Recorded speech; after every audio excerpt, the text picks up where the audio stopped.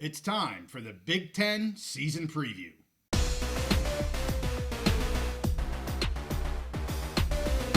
College football is back, and we're back on the big mountain. Hey, it's great to have you back on the mountain. I am JY, and this is my good friend Steve. Last week we did a whole bunch of Mountain West previews, we did team-specific previews, and I covered the entire Mountain West. This week we want to focus on the Big Ten, and Steve is our Big Ten guy, so I'm going to throw it to you, Steve. Yeah, I'm ready to go. I'm excited for football season. We're going to get into the Big Ten, previewing the Big Ten. We're up to 18 teams this year. We brought over the 4 teams from the Pac-12, the former Pac-12. So we got those 4 West Coast teams. So we're up to 18. We did on our live show about a week or so ago. We did a over and under. Yep. Gave our over and under picks. But for this preview, I'm going to give an exact record prediction for each team. I'm going to go through some of the key games, and it's not an all-inclusive list of all of their big games, but some key games that I think are important to get to that record of what their exact record is. Okay. And just talk about some key questions for each team. A lot of teams it's the quarterback or whatever, but some it's some other things. Mm-hmm. What's the question about that team? That's going to get them to where they are this year. Okay. Yep. So we're just going to go down through. Actually, I'm going through alphabetical, so we're going to start with Illinois. Okay. So I'm going to roll right into it. So the Fighting Illini, I have them as the exact record prediction is going 7-5 this year. Okay. The key games, I think, in order to get to that record: Kansas at home, at Nebraska, and then home to Purdue. That Kansas game is huge at the very beginning of the season. It's going to set the tone for the Illinois season before they even get into Big Ten play. And then really the Nebraska game, I think, is going to show us. I think both teams are up and coming. Illinois and Nebraska could be up and coming, but I think that's going to be the difference maker, that Nebraska game, between an Illinois team who could even compete for a college football playoff, or an Illinois team that's just gonna maybe be bowl eligible. Sure. And then the Purdue team right there, the Purdue game towards the end of the season at home, that's a game where they have got to win. They win that game, I think they'll clinch at least being bowl eligible, get a bowl. And the key question for them is Altmaier. He's the quarterback. These Brett Bielema teams, they're going to run the ball. They're going to play defense. Their defense isn't going to be quite as good as it was a couple years ago when they had a really strong defense. But I think they'll play solid defense and they'll run the ball. Altmaier last year against Penn State was an absolute train wreck. I think he threw like 5 or 6 interceptions. But and then he had gotten hurt. He was out a little while. But as he came back, he was stronger, played well. And that's the key for them this year. That's the difference between, for Illinois, a team that's going to struggle to even become bowl eligible versus a team that can compete in the Big Ten is really going to be his level of play. Well, you mentioned Kansas, and I'm anxious to see what happens here with Kansas early on, because I talked about they play UNLV very early in the season. They play Illinois fairly early in the season. So that could be a little bit of a litmus test as we do our, for both teams and as we do our Big Mountain Power rankings to see how Illinois does against them, how UNLV does against them. Because, sometimes it's hard to figure out Big Ten schools versus Mountain West schools. Yep. We have a unique situation here with Kansas. So I'm anxious to see how those games play out. Yes, me too.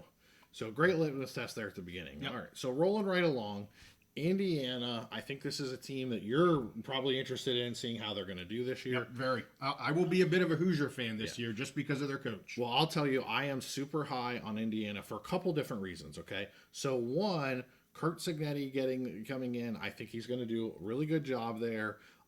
There's no expectations at Indiana, okay? He brought in some transfers, including Curtis O'Rourke, okay, who was a guy who was looking like he could have been an NFL quarterback last year. He got hurt at Ohio, came back, transferred to Indiana, another year of college ball, get some more starts.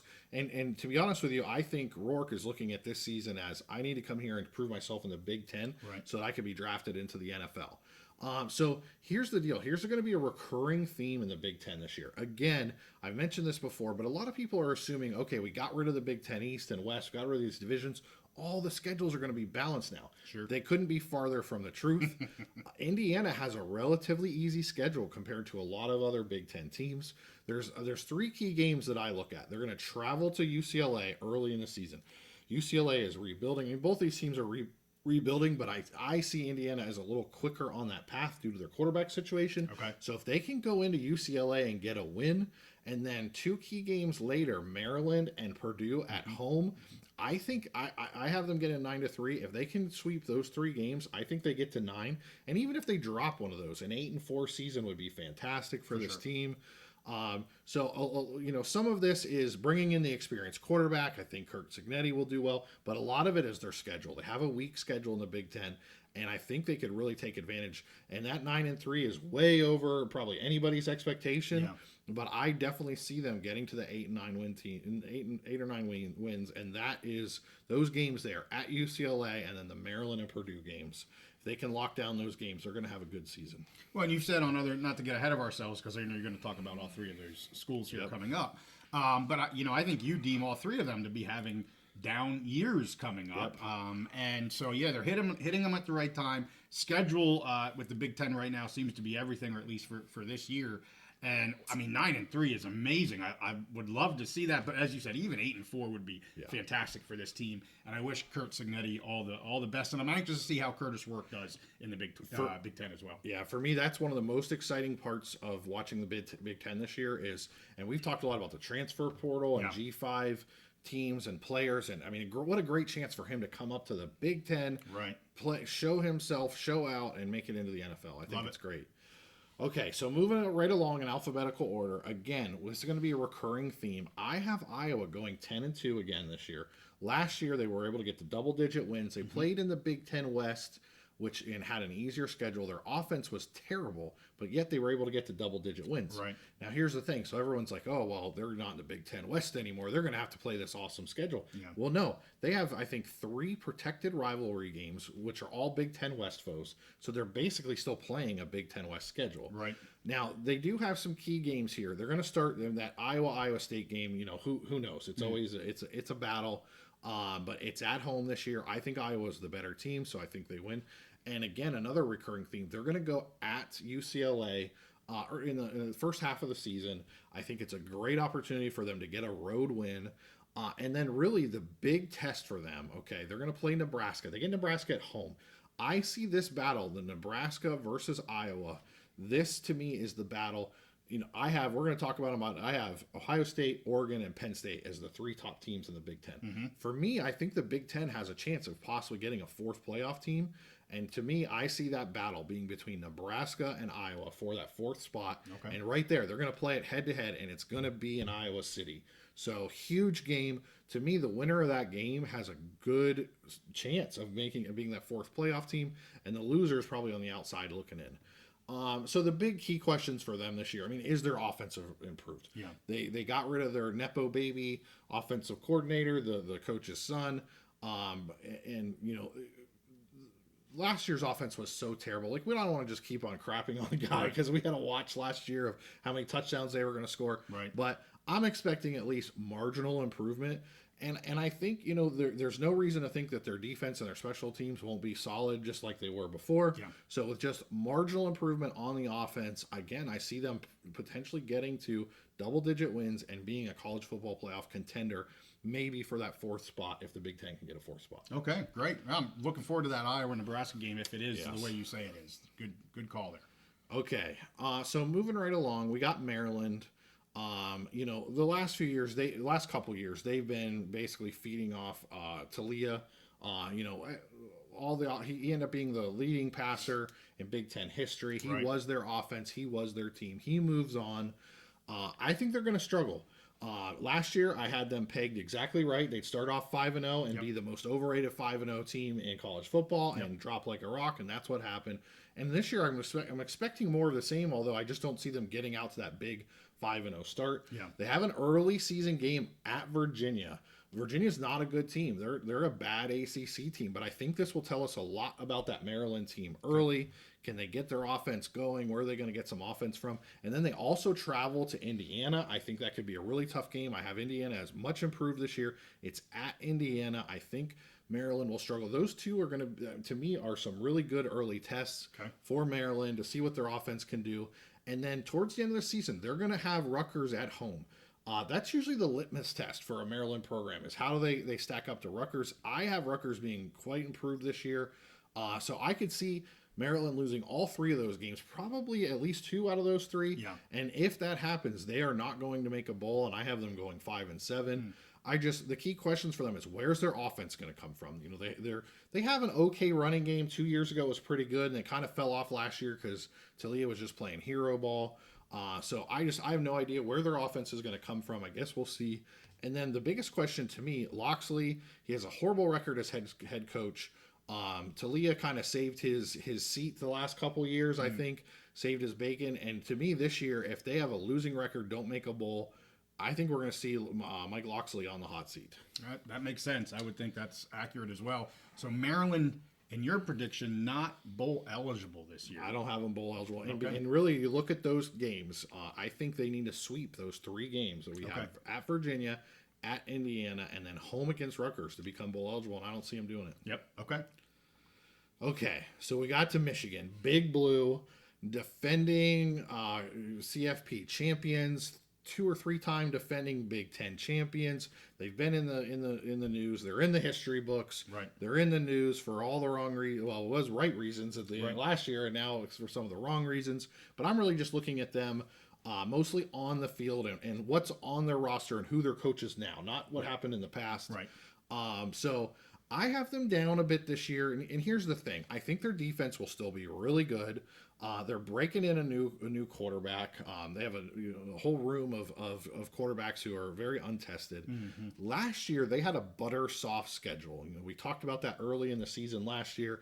They were able to ride through that butter soft schedule until before they got things going, got the offense on track. Later in the season. This year, they start the season. They're going to host Fresno State. We talked about that, right? Which I think that's a great opportunity. You know, maybe Michigan being on a little hangover for Fresno State to come into the big house and show themselves off a little bit. But then they're going to host Texas. They're going to host USC, and they're going to host Oregon. Those are 3 really, really tough games. Texas, USC, and Oregon, I think. Now, what's the good thing there? Those 3 games are at home. So, you know, if there is an advantage, if there's a way they can get through it, you know, that good defense, you know, the home cooking there, the home field advantage, maybe they can squeak through those. But then this year they're going to have to travel to Ohio State at the end of the season. And I just see, honestly, I have them 8-4. I have them losing all 4 of those games because I think all 4 of those teams this year are going to be better and more well-rounded. Now, could you see them? You know, they could easily win one of those and go 9-3 and compete for a Big Ten championship. But you know, I see them as an 8-4 team this year, just kind of having that post-championship hangover, little mini rebuild. And the big thing for them now, here's going to be the big key, because there's, to me, 8-4 is kind of the bottom, and I think they'll be towards the bottom. They do still have a high ceiling because of that defense, and the big key for them is going to be Alex Orji. He is an amazing athlete. He's a physical specimen. But the question is, can he throw the ball? Can he get even just a little bit of passing attack so that they're not loading the box? He's going to be able to run the ball. They're probably going to have a good running game, but can he throw the ball? Now, if he impresses, if he overachieves, then I could see them winning 9 or 10 games. But as a guy, he just doesn't have that much experience. He has not had a lot of snaps, and really not a lot of snaps throwing the ball in live action. So I think he may struggle a bit this year, and that's why I have Michigan, Big Blue, defending champions, going 8-4. Any comments on that? Well, that's a heck of a slate. The key games you list there, my goodness gracious. I mean, fortunate 3 of those 4 are at home. Yes. But even with them at home, you have them losing them. And I'll tell you what, the Texas, Oregon, Ohio State, you know, we did our top 25. They're top 5 schools in the nation. Yep. So yeah, that is an interesting schedule. Yes. and even if they go, if they can win one of those 4, they're probably at 9-3, and that might not be enough to make the playoff in the Big Ten. So we'll see. Okay. All right. So moving right along, they're little brothers, Michigan State. You know, here's the thing: Michigan State is in a rebuild. We have I can't remember his name now. The coach from Oregon State coming over. Beavers. Yeah, Yes. from the Beavs. So I know our Beavs fans are not real happy about how he left Oregon State, but he's got a total rebuild on his mind. And here's the thing: is to me, the question is not are they going to compete for a Big Ten championship or to even get into that game. To me, the question is can he get them back to bowl eligible in his first year there. So the key games for there, and it sounds so different. You look at the Michigan key games and you look at the Michigan State. So for me, I'm looking at okay, can they get to bowl eligible? Early in the season, they go to Maryland. Okay, they're at Maryland, which could be a tough game for them this year. Mm-hmm. They're at Boston College. Bill O'Brien is there. Yeah. Great coach. An ACC team that we'll just see how it goes. I think that could be a really interesting early test. Mm-hmm. If they lose at Boston College, I think they will really struggle to become bowl eligible. And then they have Indiana at home. To me, those three games are kind of the progressive steps towards are they, do they overachieve and make a bowl, or is this a total rebuild year? Yeah. And the big questions there, their defense and their running game. Can they get those up to speed quickly enough in the Big Ten in his first year there? And then Aiden Childs, the transfer from Oregon State, really good quarterback, has all of the talent in the world, has all the upside. I know our Bees fans would have loved for him to stay, but he came over with Jonathan Smith, yep. When the coach came over. He brought Aiden Childs, who has just tons and tons of potential. I think Aiden Childs is going to be a really good quarterback in the Big Ten. Yeah. I just don't know. Is he ready this year, in that first year? Do they have enough running game to kind of support him and not put all that on his shoulders? I don't know if they can get their running game going quick enough. And this might be a little bit of bumps and bruises here for Aiden Childs, but his future in the Big Ten, I think, is fantastic. Yeah, I agree. And I don't think you can sneeze at 4-8 if you're a Michigan State fan based on what happened last year and massive turnover and the debacle that became of last year. Of course, they bring in Smith, and he brought several players, not just Childs. He brought quite a few players from Oregon State, which I know our fans are not real happy about, Beaver fans. So I'm anxious to see what happens. I think 4-8 is a fair assessment. I would think for Michigan State, I think you should be fairly happy with 4-8 this year. So yeah, totally agree. And that's the thing. You mentioned the transfers. They brought over some defensive transfers. Yeah. I think maybe at least one guy on the O-line. They bring over Aiden Childs, and there's a chance they could overachieve. Yeah. The 4-8 record I have baked in that they lose these three games, mm-hmm. Maryland, Boston College, and Indiana. But if they could overachieve and win 2 out of the 3, they could even get to 6 wins and make a bowl. That'd be impressive. Yeah. Okay. So, moving along, Minnesota, okay, similar theme. Here's the thing. PJ Fleck, he's great on television. He makes for a great soundbite. He's really struggled in recruiting. There was 3 or 4 years ago, Minnesota, they looked like they were ready to make that breakthrough into the Big Ten. Right. But honestly, every year since then, they've just kind of fallen off, disappointed. And really what's hurt them is the recruiting. And maybe it's just not that easy to recruit top-level talent to Minnesota, especially in the current environment. So I have them really underachieving this year. I have their record prediction at 3-9. I think there's some key games, especially early. They host North Carolina, okay? I have them losing to North Carolina, but if they were able to pick up a win there, and then they're going to travel to UCLA. We've talked about UCLA being in a rebuilding pattern. If they could win those 2 games, then maybe they'll surprise people. But I think it's going to be tough, winning more than 1 out of those 2. Okay. And then they host Wisconsin late in the season, at the end of the season. Even if they overachieve a little bit, that Wisconsin game to me might be the difference. Maybe both of those teams come in needing 1 more win to be bowl eligible.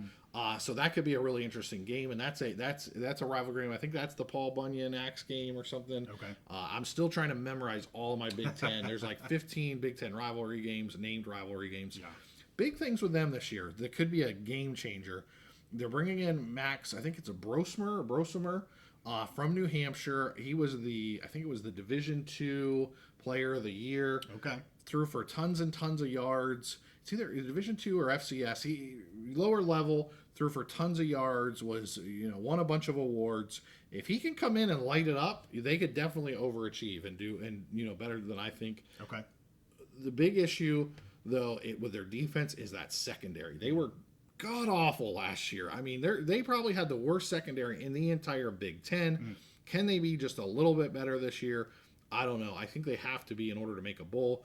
And then the question is, if they have a losing season, They're not bowl eligible. The streak that they've been on is PJ Fleck on the hot seat, which is crazy because if you look back 3-4 years ago, you're thinking he's going to be the next guy, maybe get a Michigan coaching job. People talked about him at Penn State if James Franklin were to leave. So his kind of fortunes have turned. We'll see this year. But if they struggle again, I think maybe he could be on the hot seat. That's hard to, like you say, after about 3 years ago, 4 years ago, you thought he was the up and comer and riding high, and my goodness, how things have changed. So. Yeah. Okay, so moving right along here, Nebraska, Big Red. I have this as a huge season for them. I have them going 10-2, and like we talked about when we were talking about Iowa, to me, the Iowa-Nebraska game is going to determine who is in the driver's seat for that potential fourth playoff spot, and maybe even get a third, be up in the third ranked spot for the college football playoff. But they start the season with Colorado. Well, I think it's week 2. It's Colorado. Second game of the season. That is a huge game. That's going to be national headlines. And honestly, I think that's a big chance for Nebraska to show to the national audience what kind of team they are and how they improved. Nebraska was a solid team last year. They just had absolutely atrocious quarterback play.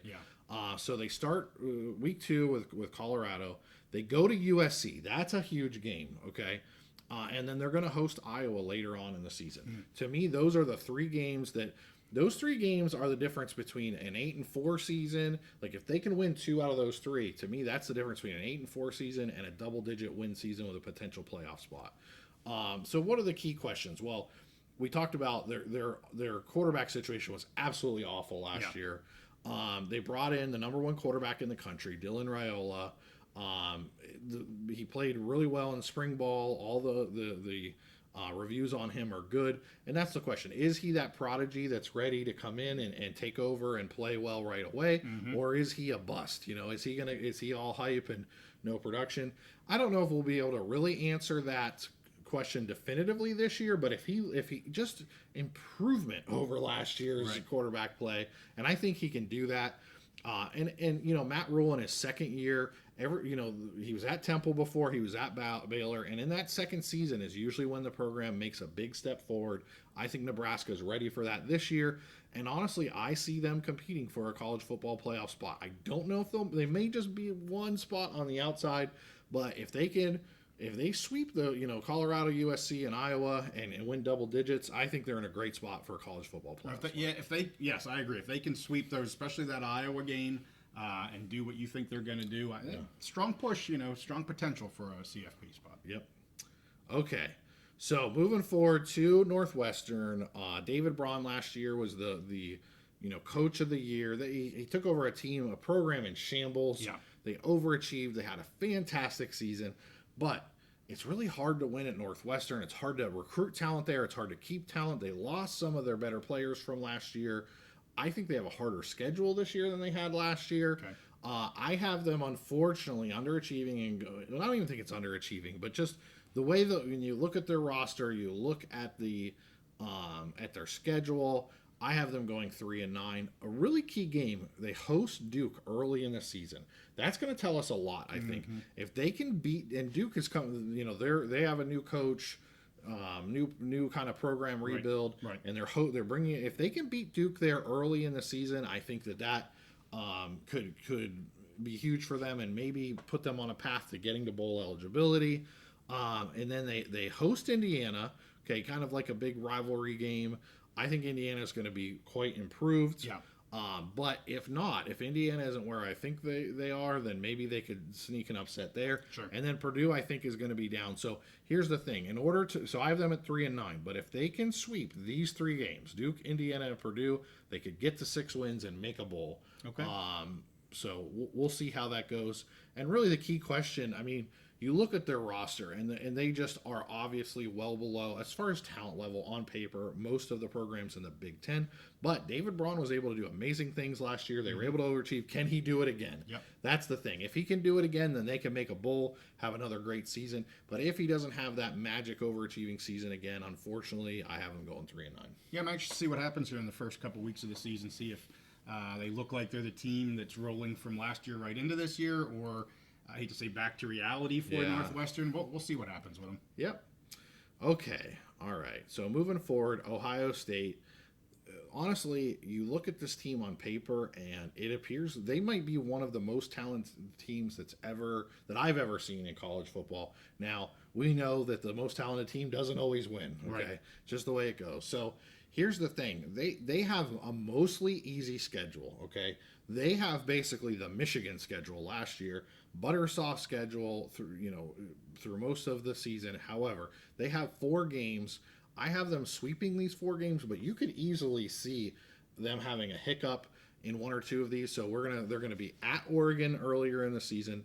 They're gonna host Nebraska, and then they're at Penn State on November 2nd, I believe it is. And then they end the season in the game hosting Michigan. Yeah. So when you look at it on paper, they should probably sweep those four games. However, winning in the Big Ten all the time, you could definitely see, one of those either at Oregon or at Penn State, they could easily trip up. But to me, there's no way they go below 10 wins. They're going to be a double digit. It's just, can they get through unblemished, or, are they have 10, 11 wins? Pick up 1 or 2 losses there. So the big questions with them, Will Howard, we've talked about this. The last 2 years, they've been a finesse pass offense. I think they want to go back to what they did under Urban Meyer, which was the power spread, run the ball. The quarterback was a big part of that. They bring in Will Howard from Kansas State, and the dude is a tank. Okay. He's a leader. He's good with his arm. He can beat you with his arm. He can beat you with his legs. And I think that's what Ohio State was missing. And he does it in a physical manner. Okay. He's not running away from people. He is running you over and driving your shoulder blades into the ground in the end zone. Like, that's his style. And that's what they wanted him to do. If he can do that, Ohio State, the sky is the limit. They want to be the more physical team this year. The last couple years, they got beat up by Michigan. Michigan was the more physical team. Yes. They got beat up. They want to do that to the other teams this year. So that's what they're going for, more of a power run game. And here's the deal. This is the year for Ryan Day. Okay. If he's going to win a national championship, go deep in the college football playoff, and beat Michigan and be at the top of the college football world, this is the year to do it. He's got all the tools. He's got the complete roster. There's no weaknesses in this roster when you look at it. Urban Meyer said this is probably the best Ohio State team that's ever been put together. Mm-hmm. Now we'll see if they actually perform that way.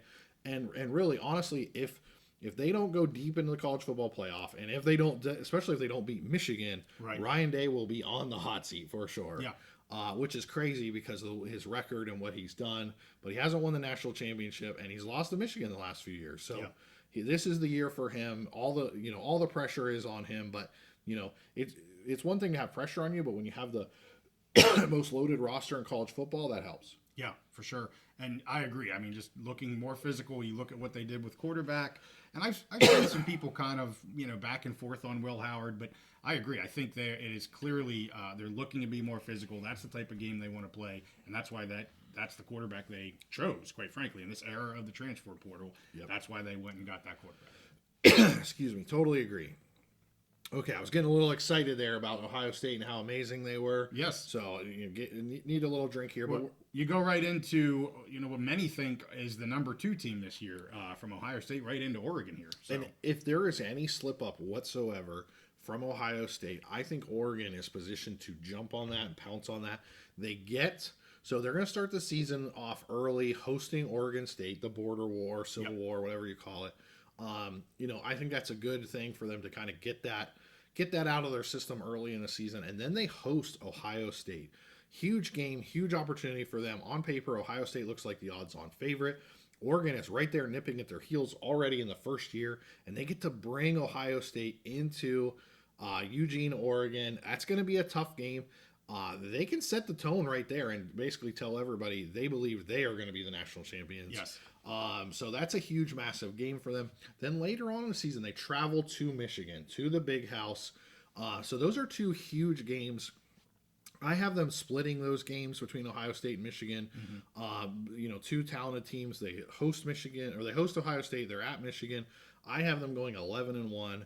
And being a college football playoff contender, whether they're the Big Ten champion and like the top 4 seed, or whether they lose to Ohio State and then slip in and have a home playoff game in the first round of playoffs, really to me doesn't matter too much. Dylan Gabriel, that's the big question. Can he come in and do what Bo Nix was able to do last year? I think honestly Dylan Gabriel's talent level and his experience, he maybe could outperform what Bo Nix did last year. So that's the big question there. And then a lot of people have a question that the 4 new teams that came over from the Pac, Right. can they handle that physical style of play from the Big Ten? If there's one Pac team that can do it and it's built that way, it's the Oregon Ducks. They're good on both lines. They play physical, and I think they're going to be okay. I think they're going to show that they can handle the physical Big Ten play. And that's exactly what I was going to say. I mean, they have built this season to make the jump to the Big Ten. They are ready to go. And yeah, I think of any team that's moving over, this is the team that all Big Ten teams have to watch out for. I think everybody's aware of that. But they have built this team to be darn close to a juggernaut this year. And I'm so glad that they're playing Ohio State and Michigan. We can give them to the test here right away. Yep. Don't waste any time. Right into the fire. Yeah, absolutely. Okay, so obviously I'm the Penn State homer, on the mountain here. So the next team here is Penn State. I have them at 11-1 this year. Anything in the 9-11 wins, I think would not really surprise people. The big 3 key games: West Virginia, USC, and Ohio State. I have them going 2 out of 3. And that's where I get to 11-1. Most of the rest of their schedule is definitely beatable. There's some, they're going to be at Wisconsin. That could be a little of a trip up. Mm-hmm. They're going to host UCLA and Washington. But to me, their season comes down to those 3 games. And it's very possible they could lose all those 3 of those games. Going to West Virginia, going to USC, hosting Ohio State, and be 9-3, which is right where, they are a lot of seasons. But I see them getting through West Virginia and USC, probably having that same trip up, hosting Ohio State. But who knows? This year they're hosting Ohio State. Maybe they beat Ohio State, but then lose one of those tough road games. Yep. We'll see. And the key questions for them, the new offensive coordinator, Andy Koldnicki, is the offense going to be better against those best teams? Yep. Really, those 3 teams we're looking at there. Last year, the offense was just fine most of the season, but when they played their best opponents, they just didn't have enough to get it done, keep keep the chains moving, keep drives alive, and score enough points to beat the best teams on their schedule, which was Michigan and Ohio State. Right. And a big part of that, Drew Aller, is he ready to shine? Is he ready to take that next step and show that he could be a first-round NFL quarterback? Last year he was fine. I think his numbers overall for the season were like 28 touchdowns and 3 interceptions, something like that. Good, solid year, but not good enough in those big games against Ohio State and Michigan to beat those teams. So is he ready to take that next step? And then the biggest question about the Penn State football program, everybody asked this question: can James Franklin win the big game? Well, the funny part about that is when he took over a team that was mired in sanctions and had all these roster problems, he brought them back way faster than anybody thought back in 2016. Mm-hmm. He beat Ohio State, won the Big Ten championship, went to the Rose Bowl. So can he do it? Yes, he's already done it. But can he do it consistently at Penn State? Can he do it again this year? We'll have to see. He hasn't done it the last few years. I think this is a great opportunity for James Franklin and the team this year to show that, yes, they can do it. And with a 12-team playoff now, again, win 2 out of those 3 games, get to a college football playoff, maybe get a home game in the first round, I think would be a very successful season for Penn State. So I have them at 11-1, but again, anything in the 9-11 win range wouldn't surprise me. I'm going 10-2. Yeah. Because Ohio State is a loss, and I think they lose another game. Could be. Because they always seem to have a stinker of a game that you don't think is going to be close, and ends up being close, and chalk it up to whatever you want it to chalk it up to. And I don't know who that is. I have no idea who that is. 10-2. Very well could be. Okay. So the reverse of that, we've got Purdue here. They're going to keep, I think really they're going to keep struggling. I still have them in rebuild mode. I have them going 2-10 this year. And here's the thing. They're not a really good team yet, and they have a pretty hard schedule this year. So when you look at this, they have Notre Dame. They host Notre Dame. They travel out to Oregon State to play the Beefs. That's kind of a weird game for a Big Ten team from the middle of the country to travel all the way out there to play at Oregon State. They host Oregon, so they have Oregon and Oregon State in the schedule. How did that happen here? They're at Michigan State, and then they close the season with Indiana. I got a question mark there, so I don't know if that game's home or away. But I think Indiana is going to be much improved this year. I have them really, really struggling. I have them at 2-10, and when you see that list there, there's not a lot of room for any extra wins. Right. They'd have to have a few upsets, I think, to get to bowl eligible this year, and I just don't see it happening. I see them still another year of full rebuilding mode, and I don't really have much else to say about that. Yeah, well, when you have 2-10 teams, you're struggling sometimes to find the positives. So yeah, all right, who's next? Okay, moving forward, Rutgers. Yeah. Okay, this one is going to be the best example of that trend I was telling you about earlier. In the offseason, I gave them a Big Mountain ice cold lock over 6.5 wins. I'm going to follow up with that. I have them going 9-3. I could easily see an 8-4 season, but either one of those definitely solidly over that 6.5, and that's why I was so confident about that Big Mountain ice cold lock over 6.5. That early, some of the key games early, they play Virginia Tech. They're at Virginia Tech. That's going to say a lot about this team. And honestly, they don't even need to win that game to really be competitive in the Big Ten, but it would be great to go down there into Virginia Tech and get that win, or just play well and look respectable. Yeah. They're also at Nebraska. And so these are what I have as their 4 toughest games of the year. Okay. So at Virginia Tech, at Nebraska, at USC, and at Maryland. Okay. I have them losing 3 out of those 4 games and still going 9-3. Okay. So that's the thing. They don't need to lose that Virginia Tech. I mean, they don't need to beat Virginia Tech. Right. They don't need to go out and get a win. Because here's the thing. Here's a really strange thing. Under the key questions, this is just a strange thing about their schedule. They don't play Ohio State. They don't play Penn State. They don't play Michigan. And they don't play Oregon. Oh, my gosh. Yeah. So out of all of the programs, especially a Big Ten East program where every year they've been playing Penn State, Ohio State, and Michigan every single year. This year they don't play any of them, and they don't play Oregon. So arguably the top 4 teams in the conference they don't play. And when you look at their top 4, their toughest games, Virginia Tech, Nebraska, UCLA, and Maryland, they're at all those. If they can just win one of those games, they're likely to go 9-3, which is well over. And that's why I was so strong about that over 6.5. I really don't know if Vegas looks at the schedules. They just say, okay, Rutgers, how we feel, they're probably about a 6-5 team. Sure. I don't know if they break down the schedule. And to me, that's something I really enjoy about the show that we do, our Big Mountain podcast, is we can look at these schedules, break it down, and find some value for our viewers. Yeah, for sure. Okay, UCLA Bruins. Yeah, one of the new teams coming over. They're rebuilding, total full rebuild in my mind. I don't know if they're ready for that Big Ten physical play. A completely opposite situation than Oregon. I've got them going 3-9, and really the story for them. There's 2 parts of their story, and this is all I'm going to say about this team. They're in a full rebuild mode. When you look at their games, they're at LSU. They host Oregon. They got to travel across the country to go to Penn State. Then they're home again. They got to travel across the country to go to Rutgers, which I think is going to be an improved team. They come home again. Then they got to travel out to Nebraska, who I think is a very strong team this year. And then at the end of the season, they do get a home game against USC, but I think USC is just a better team than this year. Right. I think they're going to struggle to find wins. Their schedule is really tough. Welcome to the Big Ten, UCLA Bruins. Here's your 3 wins that you're going to take this year. Yeah, I mean, look at that. They're at Louisiana, then they come home. They're in Pennsylvania, home in New Jersey, New York. I mean, you can't go much further across the country. So yeah, like you said, welcome to the Big Ten, LA. Yeah. So yeah. Okay, USC.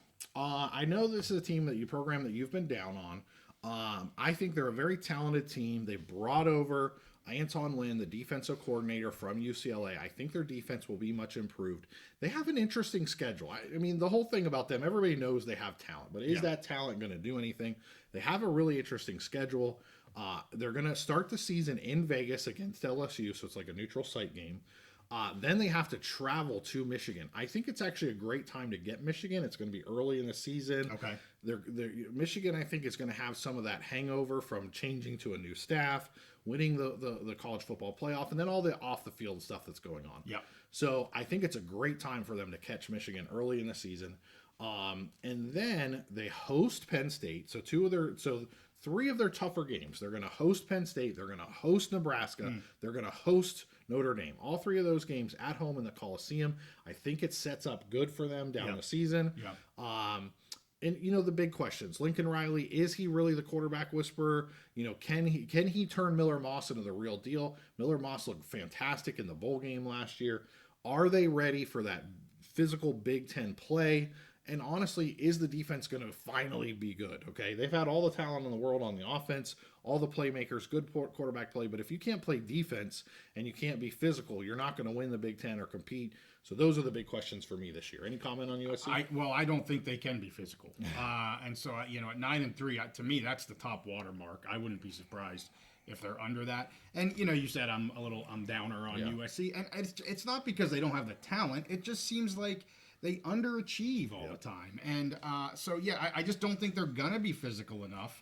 And you look at some of the teams that they're going to play, they're going to be physical. I know Michigan is a down year, hangover. That's still going to be a damn physical team. Yep. Penn State's physical. I mean, look at that defense last year. Yep. And going into this year, they're not going to hold up physically. And I could see them just throwing in the towel by the end of the season. Like, I'm done getting beat up. I don't want to get whacked anymore by Big Ten people.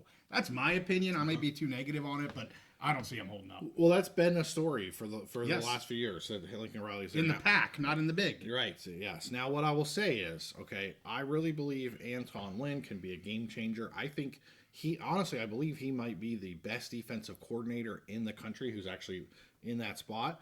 And honestly, I think that was was probably the most significant coordinator move, definitely in the Big Ten, but maybe in the country, is bringing him over across town. Fantastic defensive coordinator, and maybe that's enough to get them to that point. We'll see. I'm not saying definite, but I have them going 9-3. An 8-win season wouldn't surprise me. And neither would a 10-win, but I don't see them getting 11 or 12 wins. You're getting crazy saying 10. I'm sorry. We'll see. I don't see it. I don't see 9 either. We'll see. You're the Big Ten. I really do think and that's a big thing too, a recurring theme. I think their schedule sets up favorably, having Penn State, Nebraska, and Notre Dame all home. Okay, I hear that. Okay, so Washington. Here's the thing: they're on a total rebuild mode. I have them going at 4-8 this year. At the beginning of the season, they're going to play Washington State in Seattle. I think they're playing basically at the Seahawks Stadium. They are, yep. Yeah. That could be a tough game. We don't know what to expect from the Cougs this year, but Washington's in a full rebuild mode. Yep. I think that could be a tough game, risky game for them. Yep. And then right after that, they got to travel across the country to Rutgers.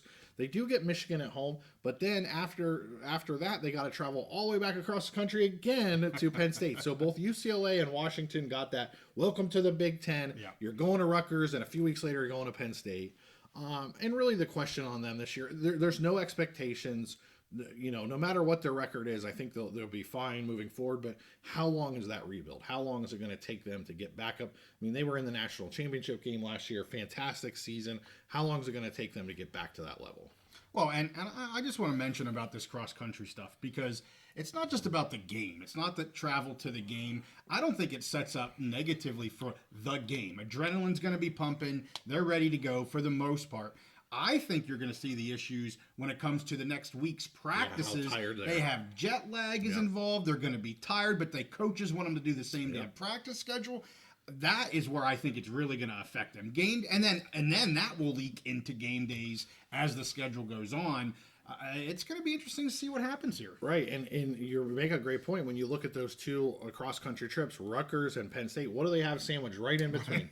Michigan. Yeah, one of the most physical teams in the country. So it's going to be rough. But I have them going 4-8. If they could get to a bowl, that would be a huge win. Yeah. I don't see it happening. Okay, so our very last team, this is my last program, Big Ten program that we're going to cover, Team 18. Wisconsin, I have them going 5-7. I still think Luke Fickell was the right hire, and I think they'll be better this year than they were last year. Okay. But I only see them going 5-7. They have a tough record. If they could get to a bowl game or get to a 6 wins to get to a bowl game, that would be huge. Yeah. They host Alabama to start the season. I think either week 1 or week 2, really early in the season. They go across the country to USC. Then they got to host Penn State. They go to Iowa. It's never easy to win in Iowa City. They host Oregon, okay, and then they're going to finish the season going to Nebraska, which I think is going to be tough. Nebraska is going to be improved this year, and when the team is doing well, they have a major home field advantage there. Mm-hmm. They could be a significantly better team this year, but because their schedule is the way it is, their record may not be any better. and it could possibly be worse. Yeah. And the key questions for them: Tyler Van Dyke, the transfer from Miami, can he get back to the form that he had a couple years ago in Miami? Because they got to do something to move the ball. They didn't have great quarterback play last year. And can they get back to running the ball and playing defense? That's what Luke Fickell wants to do. If they can't do those things, what are they? That's a Wisconsin team. So I have Wisconsin going 5-7. That's my last team. And what do you think about that? Those key games, 6 key games. I mean, that is a list that I don't think anybody would want to play. That is a hard schedule with the key games you have listed there. So good luck to you, Badgers. That's tough. Home or away, I don't care where they're playing the games. That's a tough 6 games right there. Yeah, so like I said, that's my last team. I've gone through every Big Ten team. I gave a full prediction. We talked about the key games. What are the key questions for those teams? So that's our Big Ten preview for the 2024 football season. Awesome. Do you have any last thoughts before we close? I don't. I think you did an excellent job. I appreciate you throwing out some of those key games and letting everybody know kind of where you think the wins and the losses lie. And, throw some comments down below. Tell Steve maybe what he's right or what he's wrong with. My big takeaway, you've been saying it, Rutgers and Nebraska. Yeah. Watch out for Rutgers and Nebraska. And Indiana, actually. You know, we talked about them way back in the beginning. But in terms of wins and losses, the surprises maybe to me, Indiana, Rutgers, Nebraska. And the recurring theme, there's 4 teams that are going to benefit the most from scheduling this year. Rutgers, Indiana, Nebraska, and Iowa. Okay. Those 4 teams will benefit the most and have the most upside in their records because of the easy scheduling compared to some of those other schedules we saw. Sure, yeah.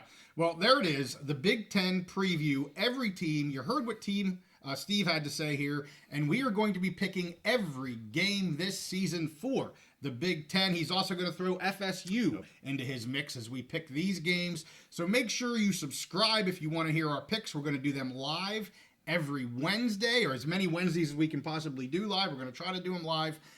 Hey, we thank you guys for watching. Give this one a like. Again, subscribe if you like our content. We'll see you guys next time on the Big Mountain.